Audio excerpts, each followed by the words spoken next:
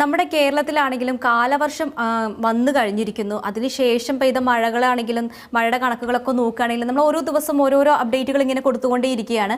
അപ്പോൾ അതിലാണെങ്കിലും ഒരു പിന്നൽ പ്രളയം എന്നുള്ള രീതിയിലൊക്കെ നമ്മുടെ കേരളം നമ്മൾ അതിനൊക്കെ സാക്ഷ്യം വഹിച്ചതാണ്. ഇപ്പോൾ 2 ദിവസത്തിനുള്ളിൽ ഇപ്പോൾ ഒരു 1-2 ഇപ്പോൾ ഇന്നൊക്കെ ആണെങ്കിലും മഴയ്ക്ക് വല്ലാത്തൊരു ശമനമുണ്ട്.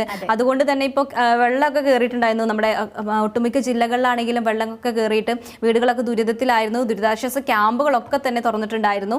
അപ്പോൾ അതുപോലെ തന്നെയാണ് ഡാമുകൾ തുറന്നിട്ടുണ്ടായിരുന്നു. അതുപോലെ മിന്നൽ പ്രളയം ഉണ്ടായി, ചുഴലി ഉണ്ടായി, കടൽക്ഷോഭം ഉണ്ടായി. ഇത്രയും ഒരാഴ്ചയ്ക്കുള്ളിൽ എന്തൊക്കെ സംഭവങ്ങളാണ് നമ്മുടെ കേരളത്തിൽ സംഭവ വികാസങ്ങളാണ് നടന്നത്. അതുപോലെ കപ്പൽ മുങ്ങി. അത് ശരിക്കും കുറച്ച് മഴ പെയ്തപ്പോഴത്തേക്കാണ് ഇത്തരത്തിലുള്ള ഒരു പ്രശ്നം നമ്മുടെ ഒരു വലിയൊരു പ്രളയം വീണ്ടും വരുമോ എന്ന രീതിയിലൊക്കെ ആശങ്കപ്പെട്ടിരുന്ന ഒരു സമയമായിരുന്നു. അപ്പോൾ ഇപ്പോൾ ഒരു ശമനം ഉണ്ടായതുകൊണ്ട് നമ്മളിന്ന് ആശ്വസിച്ചിരിക്കുകയാണ്. പക്ഷെ അൺഎക്സ്പെക്റ്റഡ് ആയിട്ട് വീണ്ടും അത് വരാനുള്ള ചാൻസ് ഉണ്ട്. കാരണം അങ്ങനെയാണല്ലോ. കാരണം നമുക്ക് ഇന്ന് മാത്രമാണ് ഇപ്പോൾ ഒരു കുറച്ച് എന്താ പറയുക ഒരു ആശ്വാസം എന്നുള്ള രീതിയിൽ മഴയുടെ ആശ്വാസം ലഭിച്ചിട്ടുണ്ട്. വെള്ളക്കൊന്ന് ഇറങ്ങിയിട്ടുണ്ട്, പല സ്ഥലങ്ങളിലും വെള്ളക്കൊന്ന് ഇറങ്ങിയിട്ടുണ്ട്. അതുപോലെ തന്നെ പുഴകളിലെ കാര്യങ്ങളൊക്കെയാണ് ജലനിരപ്പ് ഒക്കെ തന്നെ ആശങ്കയുള്ള ഒരു കാര്യമായിരുന്നു. അതുപോലെ ഡാമുകളിലെ ജലനിരപ്പ് എല്ലാം നമുക്ക് ആശങ്ക പരത്തുന്ന കാര്യങ്ങളായിരുന്നു അല്ലേ. അപ്പോൾ അതൊക്കെ ഇപ്പോൾ ഇന്നൊരു ആശ്വാസം എന്നുള്ള രീതിയിൽ വരുമ്പോൾ മറ്റൊരു വാർത്ത എന്ന് പറയുന്നത് പ്രളയ ദുരന്തത്തിൽ വടക്ക് കിഴക്കൻ സംസ്ഥാനങ്ങളിൽ പ്രളയ ദുരന്തം അനുഭവിച്ചുകൊണ്ടിരിക്കുന്നു എന്നുള്ള കാര്യമാണ്. അതായത് 34 മരണമാണ് അവിടെ ഇതുവരെയുള്ള കണക്കുകൾ അങ്ങനെയാണ്. 34 മരണം രേഖപ്പെടുത്തിയിരിക്കുന്നു അവിടെ. 1200-ലധികം വിനോദസഞ്ചാരികളാണ് അവിടെ കുടുങ്ങിയിരിക്കുന്നത് എന്നാണ് നമുക്ക് അറിയാൻ കഴിയുന്നത്. കാരണം മഴയുടെ ആ ഒരു തീവ്രമായി നമ്മളൊരു പ്രളയം നമ്മുടെ സാക്ഷ്യം വഹിച്ചതാണ്. അതിൽ എന്തുമാത്രം ബുദ്ധിമുട്ടുണ്ടെന്ന് നമുക്ക് അറിയാവുന്നതാണ്. അപ്പോൾ അതേപോലെ തന്നെ അവിടെ പ്രളയവും ഉരുൾപൊട്ടലും എല്ലാം ഒരുമിച്ചാണ് വന്നിരിക്കുന്നത് എന്നുള്ളതാണ്. അവിടുത്തെ ജനജീവിതത്തെ ഇത് കാര്യമായ രീതിയിൽ ബാധിച്ചിട്ടുണ്ട്. അതുപോലെ വിനോദസഞ്ചാരികളെയും ബാധിച്ചിട്ടുണ്ട്. കാരണം അസം, മണിപ്പൂർ, ത്രിപുര, സിക്കിം, മേഘാലയ, അരുണാചൽ പ്രദേശ് തുടങ്ങിയ സംസ്ഥാനങ്ങളിലാണ്. അപ്പോൾ ഈ ഒരു സംസ്ഥാനങ്ങളെല്ലാം തന്നെ വിനോദസഞ്ചാരികൾക്ക് ഏറെ പ്രിയപ്പെട്ട സ്ഥലങ്ങളാണ്. കഴിഞ്ഞ 3 ദിവസത്തിനുള്ളിലാണ് ഇപ്പൊ ഈ അപകടങ്ങളെല്ലാം സംഭവിച്ചിരിക്കുന്നത്. ഈ ഒരു സ്ഥലങ്ങളിലാണ് കൂടുതലായിട്ട് വെക്കേഷൻ അവസാന സമയങ്ങളിലും കൂടെ ആയതുകൊണ്ട് തന്നെ സ്വാഭാവികമായിട്ടും അവിടെ തിരക്കും കൂടുതലായിരിക്കും. പിന്നെ എല്ലാവരും ചൂസ് ചെയ്യുന്ന ഒരു സ്ഥലങ്ങളും കൂടിയാണ് ഈ ഒരു സ്ഥലങ്ങളെല്ലാം തന്നെ. അപ്പോൾ അവിടുത്തെ ഈ ഒരു 3 ദിവസത്തെ നിർത്താതെ പെയ്ത മഴയിലാണ് ഇത്തരത്തിലുള്ള മണ്ണിടിച്ചിലും അതുപോലെ ഉരുൾപൊട്ടലും പ്രളയവും വന്നിരിക്കുന്നത്. അതിൽ ആ പ്രളയത്തിലും മണ്ണിടിച്ചിലും 34 പേര് കൊല്ലപ്പെട്ടിട്ടുണ്ട്. പിന്നെ അതുമാത്രമല്ല അവിടെ ഇപ്പോൾ രക്ഷാപ്രവർത്തനമൊക്കെ നടന്നുകൊണ്ടിരിക്കുകയാണ് എന്നുള്ള കാര്യമുണ്ട്. വ്യോമസേനയാണെങ്കിലും രക്ഷാപ്രവർത്തനങ്ങളെല്ലാം നല്ല ഊർജിതമായി തന്നെ നടത്തുന്നുണ്ട്. പക്ഷേ അവർക്ക് ഭയങ്കരധികം പ്രയാസകരമായിട്ടുള്ളത് മണ്ണിടിച്ചിലായിരുന്നു. അപ്രതീക്ഷിതമായിട്ട് വന്ന മണ്ണിടിച്ചിലിൽ ആൾക്കാർ കുടുങ്ങിക്കിടക്കുകയും അതുവഴി അവർക്ക് രക്ഷപ്പെടുത്താനുള്ള ഒരു സാധ്യത കുറയുകയുമായിരുന്നു. ബുദ്ധിമുട്ടുകൾ കാരണം ഒരു മഴയൊക്കെ നിലനിൽക്കുന്ന സമയത്ത് നമുക്ക് ഇപ്പോൾ രക്ഷാപ്രവർത്തനമൊക്കെ കുറച്ച് ബുദ്ധിമുട്ടുള്ള ഒരു രീതിയാണ് നമുക്ക് മനസ്സിലാവുന്നതാണ്. അതേപോലെ തന്നെയാണ് വടക്കൻ സിക്കിമിലാണെങ്കിലും 1200-ലധികം വിനോദസഞ്ചാരികളാണ് അവിടെ കുടുങ്ങിക്കിടക്കുന്നത്. ഞായറാഴ്ച വരെ രക്ഷാപ്രവർത്തനം ഊർജിതമായിട്ട് നടന്നിരുന്നു. അതിനുശേഷമാണെങ്കിലും ഇപ്പോൾ പ്രളയമൊക്കെ വന്നതിന് ശേഷം ഇവർക്കാണെങ്കിലും കുറച്ച് ബുദ്ധിമുട്ടുകളുണ്ട് രക്ഷാപ്രവർത്തനത്തിന്. അതുപോലെ തന്നെ മെയ് 29-ാം തീയതിയിൽ ടീസ്റ്റ നദിയിലെ 8 വിനോദസഞ്ചാരികൾ കയറിയ വാഹനം ഒഴുകി പോയിട്ടുണ്ടായിരുന്നു.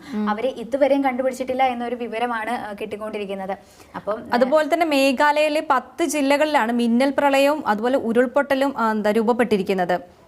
അതുപോലെ ത്രിപുരയിൽ 10,000-ങ്ങളാണ് പ്രളയ ദുരിതത്തിൽ ഇപ്പോഴും ആയിരിക്കുന്നത്. അവർക്ക് എന്ത് ചെയ്യണം, എങ്ങനെയാണ് കാര്യങ്ങളെല്ലാം തന്നെ വളരെയധികം കഷ്ടപ്പെട്ടിരിക്കുകയാണ്. കാരണം അതുപോലെ തന്നെ അവിടെയുള്ള വിനോദസഞ്ചാരികളായാലും ഒന്ന് എൻജോയ് ചെയ്യാൻ വന്ന സമയത്ത് തന്നെ ഇത്തരത്തിലുള്ള ഒരു കാര്യങ്ങളെന്നൊക്കെ കേൾക്കുമ്പോൾ അല്ലെങ്കിൽ ഭയങ്കര ദുഷ്കരമായിട്ടുണ്ട് ഈ ഒരു സാഹചര്യം എന്ന് പറയുന്നത് അങ്ങനെയാണ്. പിന്നെ അതുപോലെ അസമിൽ 19 ജില്ലകളിലായിട്ട് 764 ഗ്രാമങ്ങൾ പ്രളയത്തിലാണ്.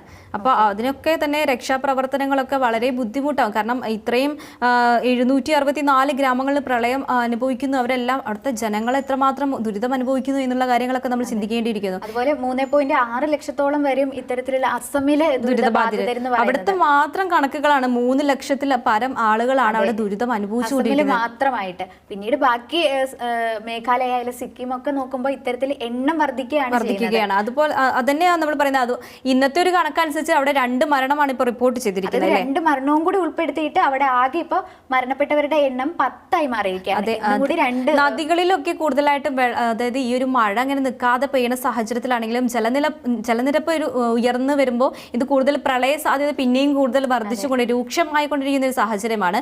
അപ്പോൾ ഈ ബ്രഹ്മപുത്ര അടക്കമുള്ള 6 നദികളിൽ അപകട സാധ്യതകളാണ്.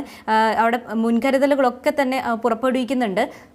പിന്നീട് അവിടെയുള്ള ആൾക്കാരെ എല്ലാം തന്നെ ക്യാമ്പുകളിലേക്കെല്ലാം തന്നെ മാറ്റാനുള്ള ശ്രമങ്ങൾ നടത്തിയിട്ടുണ്ട്. കൂടാതെ അമിത്ഷാ ഉറപ്പ് നൽകിയിരിക്കുന്ന, കേന്ദ്ര ആഭ്യന്തരമന്ത്രി ഉറപ്പ് നൽകിയിരിക്കുന്ന ഒരു കാര്യം എന്ന് വെച്ചാൽ പ്രളയബാധിത മേഖലകളിൽ സാധ്യമായിട്ടുള്ള എല്ലാ സഹായവും നൽകും എന്നാണ്.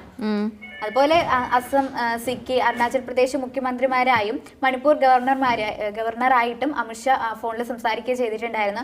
എല്ലാവർക്കും എല്ലാ പരിഹാരങ്ങളൊക്കെ നൽകുന്നുണ്ട്, വാഗ്ദാനം ചെയ്തിട്ടുണ്ട്. എല്ലാ രീതിയിലുള്ള സഹായങ്ങളും നൽകുമെന്നാണ് അദ്ദേഹം ഇപ്പോൾ ഉറപ്പ് നൽകിയിരിക്കുന്നത്. അതായത് മരണപ്പെട്ടവരുടെ കുടുംബങ്ങൾക്ക് അസം സർക്കാർ 4 ലക്ഷം രൂപ നഷ്ടപരിഹാരം നൽകുമെന്ന് പറഞ്ഞിട്ടുണ്ട്. അതുപോലെ എല്ലാ മണിപ്പൂരിലെ ആയാലും സിക്കിമിലെ ആയാലും മറ്റ് സംസ്ഥാനങ്ങളിലായാലും ഇത്തരത്തിൽ കൊടുക്കുകയാണെങ്കിൽ കുറച്ചും കൂടി നല്ലതായിരിക്കും. അപ്പോൾ പ്രളയം അതുപോലെ ഉരുൾപൊട്ടലും അവിടുത്തെ ജനജീവിതത്തെ സ്തംഭിപ്പിച്ചിരിക്കുന്നു എന്നുള്ള കാര്യം നമ്മൾ ഓർമ്മപ്പെടുത്തുകയാണ് പിന്നെയും. പിന്നെ അതുപോലെ തന്നെയാണ് ഇവിടുത്തെ വിനോദസഞ്ചാരികളാണെങ്കിലും നമ്മൾ ഒരിക്കലും പ്രതീക്ഷിക്കുന്നില്ലല്ലോ ഇത്തരത്തിലൊരു സാഹചര്യം നിലനിൽക്കും അവിടെ. അപ്പോൾ വിനോദസഞ്ചാരികളാണെങ്കിലും കുടുങ്ങിക്കിടക്കുന്ന ഒരു സാഹചര്യമാണ് നിലവിലുള്ളത്. ഇപ്പോൾ മരണസംഖ്യയൊക്കെ ഇങ്ങനെ ഉയർന്നുകൊണ്ടിരിക്കുകയാണ് അവിടെ.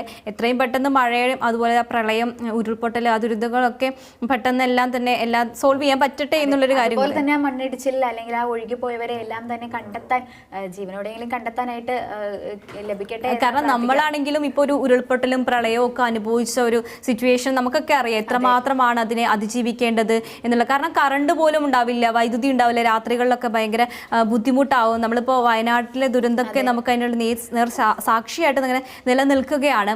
അപ്പോൾ അത്തരത്തിലുള്ള സാഹചര്യങ്ങളൊക്കെ നമുക്കറിയാം. അപ്പോൾ എത്രയും പെട്ടെന്ന് ഇത്തരത്തിലുള്ള രക്ഷാപ്രവർത്തനമൊക്കെ ഊർജിതമായി തന്നെ നടക്കുന്നുണ്ട് അവിടെ എന്നുള്ള വാർത്തകളൊക്കെ ലഭിക്കുന്നുണ്ട്. അപ്പോൾ എല്ലാം കൃത്യമായി തന്നെ നടക്കട്ടെ. പെട്ടെന്ന് ഈ മഴയുടെ ഒരു എന്താ പറയാ, ഇത്രയും മഴ ഇങ്ങനെ പെയ്തുകൊണ്ടിരിക്കുമ്പോൾ തന്നെ നമുക്ക് എല്ലാവർക്കും ഭയമാണ് ഇപ്പോ. അപ്പോൾ ആ ഒരു അവസ്ഥ പെട്ടെന്ന് തന്നെ അവിടെ നിന്ന് മാറട്ടെ. അപ്പോൾ എന്തായാലും ഇത്തരത്തിൽ പ്രളയ ദുരിതത്തിൽപ്പെട്ടവർക്കെല്ലാം തന്നെ സഹായങ്ങളും അവർക്ക് സേഫ് ആയിട്ട് അവരുടെ വീടുകളിൽ പോകാനും കഴിയട്ടെ.